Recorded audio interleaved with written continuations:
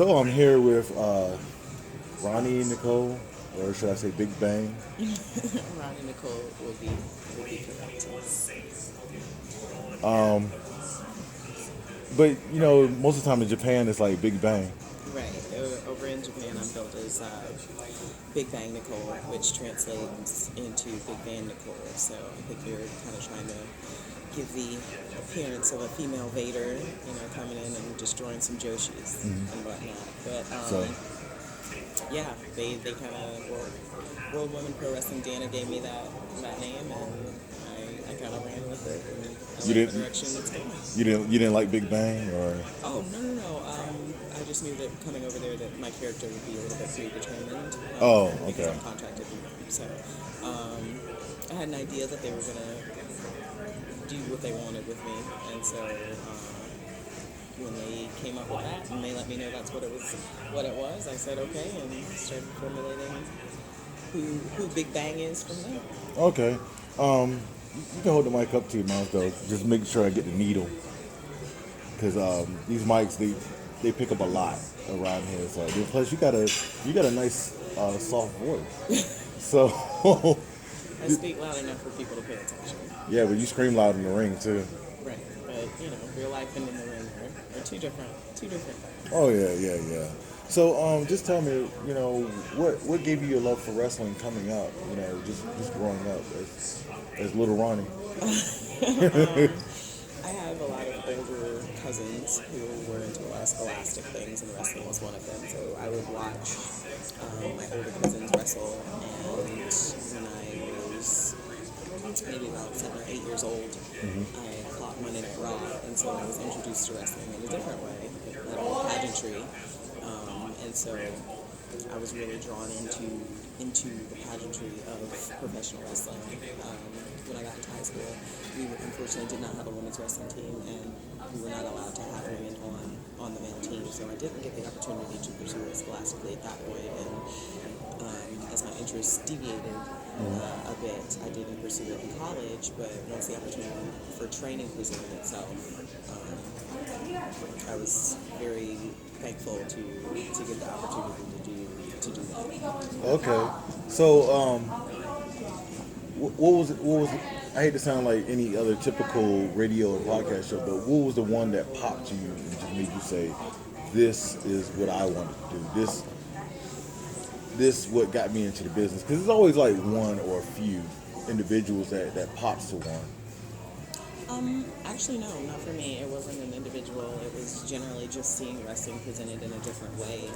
As I said, I had only seen it scholastically up until that point, and so that's definitely more straightforward and gives you the beauty of what wrestling is built on. But seeing the televised product, especially during that time, you have Shawn Michaels and Max Moon and Paul Bearer and Undertaker. You have all of these over-the-top individuals who are coming together to still tell a story of wrestling.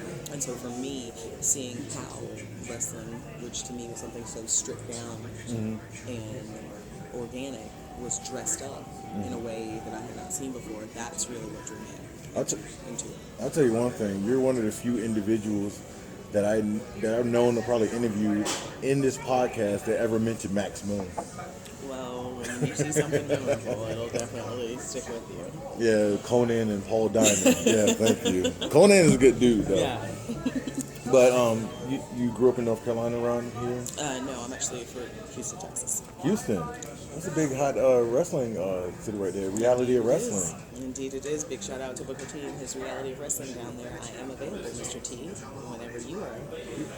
He was here over the weekend too. He was. And his beautiful wife. I had the pleasure of meeting her. As did I. Finally. Yes, she is so beautiful. She is I think she's in my top 3. Michelle Obama will always top the list because I kind of want her to adopt me. Who's number 3? Etta James. Etta James? Really? She is no longer. Yeah. Shout out to Michelle Obama and the haters that she got around the area, whatever. The haters are always motivated. It's kind of generic but true. I'm telling you one thing. I heard the whole thing that the haters came up with, and when they released those pictures, I'm like, really, you want to say all that? You don't look no better. you know, you're not even in the realm of Michelle. people will find any little thing to kick up a fuss about. But you know, you gotta let that be the fuel to your fire. You gotta let it push you forward. So what brought you down here to North Carolina? My family. Really? Yeah, when I was younger, my mom decided we needed to come here because there's a large portion of older family members here. So, What part? in the Raleigh area. Raleigh? Oh, the Triangle. Okay, I'm more like the tip, like Murfreesboro, like my mother's side and my father's side is like South Carolina. So I love my North Carolina people, and really, it's just beautiful down here. Yeah, It's it is. just I mean, the Carolinas, and especially the East Coast, are beautiful. You know, as far as seasons changing and just having the opportunity to see the leaves. You Yeah. know, go from green to gold, and, you know, the Blue Ridge and the mountains. You know, I think that the East Coast has the best blend of all different types of terrain, and you get to see the seasons and. You know, I'm definitely a Southern girl at heart. Texas will always be home, so that's why I'm billed from Houston, Texas, by way of Tokyo, Japan, because that is my second. So, everything's bigger in Texas, right? correct. Well, I love the Southern hospitality. I live in Baltimore, and everybody's so rush, and no patience and all that. But really, so just tell me who trained you, like stepping into the business. Did George South train you? Because he trains everybody. No, I don't have the pleasure of saying that I'm one of George South's students, but originally I started training in Fayetteville, North Carolina, with Ring Wars Carolina. Okay. Nightstick Eddie Brown down there. Wait a minute, there's a guy named Nightstick? Indeed. Big Wow. shout out to him and all the Ring Wars guys. That's my original wrestling family. I then had the privilege, to travel to Wilson Mills, North Carolina, and train under C.W. Anderson, ECW's Chili Willy, and former NWA national champion Lee Martinelli. So I imagine myself as having 4 trainers because they all had a hand in, my growth and development throughout the business in my early years. And I'm very fortunate to have that amount of experience and knowledge, being poured into me, and it's very humbling to know that not everybody has that, Yeah, because you have this look that is just like so different. I mean, not only you're a black woman and you're a dominant black woman, you just have this rage and fire that you bring in the ring, and I hardly see any of that with some of our black female wrestlers. Some of them are just like that wrestler, but you bring a sense of personality out, which is great. And the big hair and the colors. And it is so you just knew that being in the wrestling business, you had to bring like a pageantry and create a presence that fans would just love you, and also buy merch too. Yes, wrestling is not anything necessarily but an extension of yourself. So, I've always been one to do something different with my hair. My hair is my expression of where I am in my life. So if I'm blonde, that's how I'm feeling at the time. I've had all different colors and styles and, services done. It's just being who I am on an amplified stage. And I think that wrestling has a really good way of helping you hone into those things that may be a little bit exuberant that you can utilize in the ring and utilize as a part of your character. So, yeah, Big Bang is big and loud and over the top, and that, and a little part of all of that is a part of me in some ways. Not necessarily to that degree, but that is all within me. And I think it's important to stay organic and true to yourself whenever you are doing anything like this. That's something somewhat unauthentic. Yeah, and also I have to say that I tell a lot of guys that about being personalities in the business, because we got some guys that are playing Asian and they're not really Asian. It's just a cluster, and I'm an extension of myself. I'm Zen. I've been like this for 13 years, so I'm calm. I'm not really confident, except for stuff that I actually know. We had a conversation earlier. You're like, this guy's overly confident. I'm like, wow, that's not even me. Well, I think that sometimes we all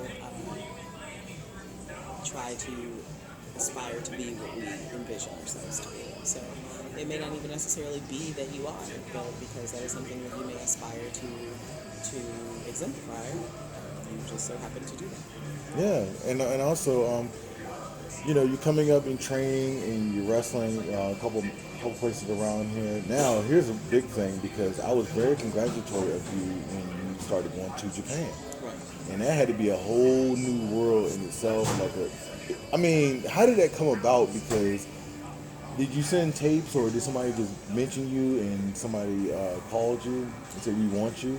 I definitely was interested in going to Japan. My big goal. A lot of people have different things that they set for themselves at the end, or what would be their top goal. Mine was going to Japan. I've always viewed it as the mecca of professional wrestling, and the individuals who've gone there and come back out, it has done wonders for them and their career and their technical ability, their stage presence. It affects you as a wrestler 100% all the way around. And so, maybe a year after I had started wrestling, I sent my information to a different company in Japan, and I did not receive any bites. So after that, I pretty much was of the mindset it'll happen regardless. Prior to going, I was actually looking at taking a break from wrestling or either quitting wrestling, just due to a lot of things of negative things that come along with being in entertainment. The unnecessary negative. I mean, there are some necessary evils and unnecessary evils, but at the end of the day, it boils down to what you are willing to deal with and accept. And at that point, I was not of the mindset too. And so I was looking at exiting wrestling and received a call from a company, World Women Pro Wrestling Indiana, that wanted to bring me in. And, I was speaking with my sponsor. I didn't really take him seriously until he started sending my paperwork and my plane ticket. I was like, oh, I guess this is for real. And had the absolute privilege and honor of going there and meeting and working with some of the best that the world has to offer in terms of professional wrestling. So,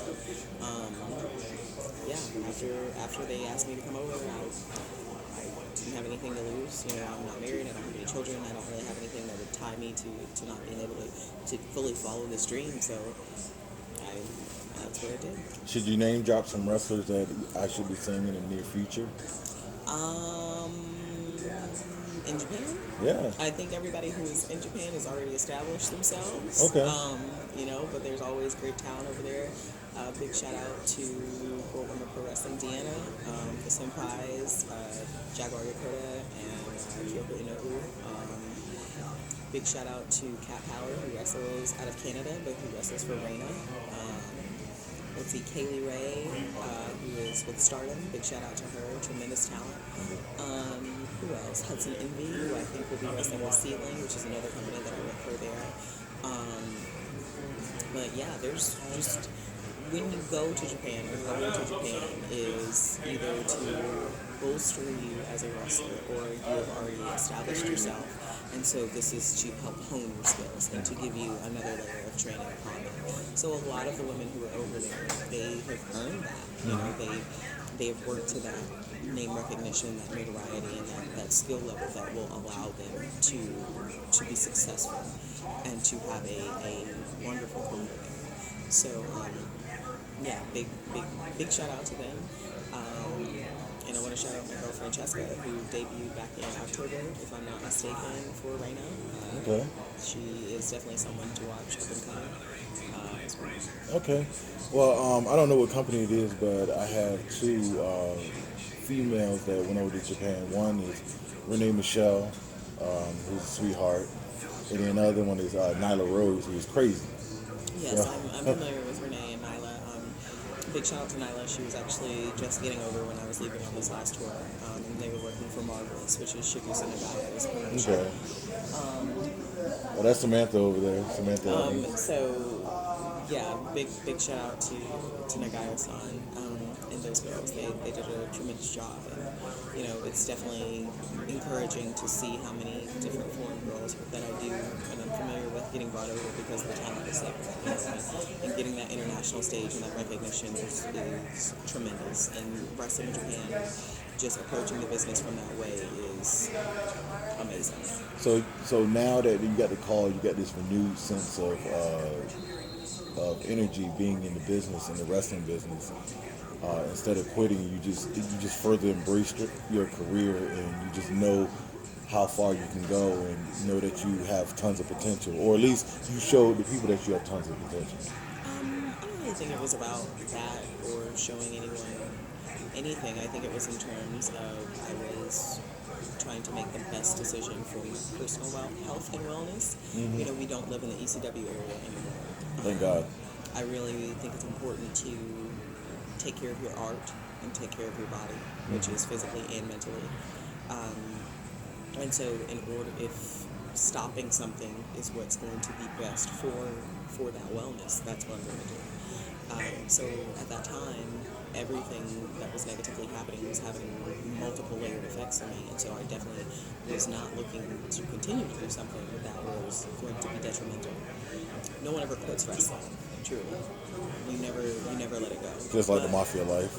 But in a way, but it's definitely something that I knew I was going to go a different route with at that point. But yes, going to Japan definitely renewed all of the love I already had and the passion I already had for wrestling.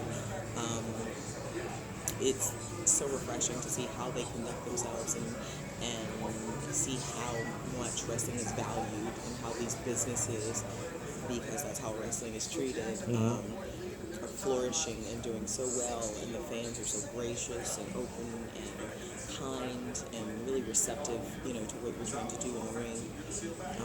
I was fortunate, like I said, to work with World Women Pro Wrestling Indiana, and their entire roster is of women who have been wrestling 20 plus years. Jaguar Yokota just had her, if I'm not mistaken, 39th wrestling anniversary. Okay. So she's been wrestling longer than I've been alive. That's tremendous. And to be able to sit under the learning trees of these women who are so forthcoming and open and willing to help you learn and get better at what you love to do, that's definitely something that is always good and it's always a benefit. And so it did renew, a lot of that within me. And, going back, I know that it's going to be another challenge because they always step it up to make sure that you don't get comfortable. But I'm open and excited about the possibilities of what happens this next year. How long have you been wrestling though? 5 years. 5 years? Man, I mean, you like I said, you bring so much to the ring, like as if that you have 10 years experience. Like you do that. No. But yet so young. I'm still yet learning. So young. Age-wise, I'm definitely not young. The joke in a lot of the times, especially in the Queens of Kannibal locker room, is I'm always making sure people are okay and checking on people and cleaning up after people and whatnot. So I am older, but I think that it was better for me personally to get started later in the business, just because I got all of the youngness out. I'm not as wild and not wanting to do as much partying. I can focus on my dream. I can focus on training. I can focus on the things that matter and are important and that help you. Not that any of those things are a bad thing, but they can. And we've seen it over the years with legends and superstars who too much of the outside life begins to affect their wrestling life. Yeah. And that's something I'm glad that, because I started a little bit later, that I don't necessarily have to fight with myself so much about. Yeah, because through the outside festivities of Wrestlecade this whole weekend, I have never seen you do anything. I could have. You wouldn't see me anyway because Real G's moving silence. Well, we gonna go hip hop right now? No, I could have asked Ronnie. I could have asked Big Bang Ronnie to dinner and sit down, have a chat. Yeah, I'm doing this podcast over a couple drinks. I mean, over the course of a weekend, especially like this, where there are so many legends and so many opportunities to learn, I definitely took it more as a learning and a stepping. This is my last really big event before in the States before I head back over here. So I'm kind of doing my last scramble to soak up as much as I can before I go, because this is what sustains me. When I'm away, these memories and this knowledge and the learning and everything that I pick up while I'm here. So yeah, but even if there were festivities, you wouldn't see me out. I was raised with that old Southern adage, "What you do in the dark." So you never let it come to the light. Well, who was the person that you wanted to see this weekend before you go? Like, who did some of the people? I definitely wanted to get a chance to speak with Sting, you know, just because he is a legendary icon, and as well as DDP, because every year that he has come or has been a part of Wrestlecade, I've never gotten the opportunity to shake his hand or get a chance to introduce myself for one reason or another. So I vowed to myself that this year was going to be that year. Again, it did not happen, but What about Sting? but no, I no. never saw Sting. No, but you know, it's okay. Wrestling is a long road. Wrestling is not just one destination. Wrestling is a long road, and I've been able to see and meet and interact with a lot of people that I never thought I was going to be able to along that road, and not necessarily in the setting of a convention or a show. You know, just along the way, and so it's been very awesome to get that opportunity. So I'm prayerful that that will happen, you know, one day. Well, you know, you said the right thing to me when you said learning experience. I took this trip seriously as a learning experience because I was afraid that this was going to be the last one ever, the last Wrestlecade. And they say it is, but they say rumor that they're going to do something else. They're going to revamp another event, and I don't want to not come back to Charlotte, at least in this sense. But I do want to come back and see, you know, the Queens of Combat and see CW because he was very hospitable to me when I met him. And then Steve Corino is one of my favorites. He's one of my good friends. So it's just a great feeling down here. Maybe I should just move. Yeah, maybe so. Everything is on the East Coast. It's like I go to New York every other weekend and Philly. So that's what's preventing me to move from Baltimore. But like I said, in a couple weeks, you're going to be in Japan. The same promotion? Yes, I'll be going back over for World Women Pro Wrestling with Deanna and T-Link. I said this because I might not ever have a chance to sit down with you or anything. Honestly, the crazy thing about it is we hooked up about a year ago, social media wise, and I forget how. I forget through. I think that you were doing a podcast with Evan and George, and I was a guest at that time. No, it was before. I think I got you on the show, but it was before then. Like it was somewhere. It's like I know somebody, and then I ended up running into you, and we just linked up, and that was it. Or you listened to the show. I was a listener. Oh, you listened under the mat, and then that's what happened. Right. Then I had to put everything together. Yeah. So it was good. And it was funny about the interview. We were doing it, and I remember playback. I think you did the interview in the car, or it was something with windows. We kept feeling a breeze every now and then. That was definitely a while ago. I'm not sure where I was actually stationed for the interview, but yeah, it was definitely a good one. And I really enjoyed being able to sit and just talk wrestling, you know, because that's my life. And anybody who's willing to listen, I definitely appreciate it. Well, tell me one of your favorite road stories if you got one. I don't think that I have a favorite story, but I've had some pretty crazy experiences. Tokyo drifting in the mountains of West Virginia, almost running into a strange white horse that was in the road also in West Virginia, seeing a lot of naked shirtless guys standing in the road in the middle of the night. Oh, that God. was also in West Virginia. Wow. Having the promoter leave during intermission and pay everyone but myself and my traveling partner. That was West Virginia? Oh, that was Ohio. Not too far from West Virginia. You gotta stay away from them Appalachian places. Right. Getting a freaking flat tire and then getting a flat donut on top of that. Crazy, just random crazy things that make you go, why isn't there a camera? You know, because it's so random and unscripted that the scripted seems fake, or fake art. But, I just think one of the better road experiences that I recently had was with Savannah Evans when we went out to do Rise 1 and Shimmer with Kevin Harvey, and, he put together Rise and the seminar with Soraya Knight and Colt Cabana. And then there was the Rise Ignite, which was the first show, which we were both able to be a part of. And then Shimmer 86 through 90, if I'm not mistaken, all took place that weekend. Is that right? 85. 85 through 90. Somewhere in there. Yeah, all took place over that weekend. We were actually able to participate.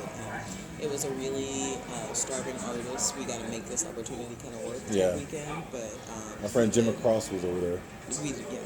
we did, and it was awesome. And we both got a lot of experience and great feedback and knowledge, and it's something that I definitely would not trade for anything in the world. All right, well, Ronnie, give out your social media information of people where they can contact you.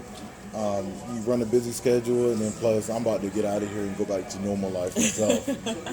As the big Wrestlecade weekend comes to a close, you guys can check me out. It's Ronnie Big Bang Nicole on Facebook. It is Glitterlicious on Twitter and Glitterlicious Fierce on Instagram. Yeah. My Snapchat is RoniNicoleR, and for booking information, my email is Nicole at gmail.com. Upcoming, I've got a lot going on, but not too much in the States, so you guys will have to check me out in 2018.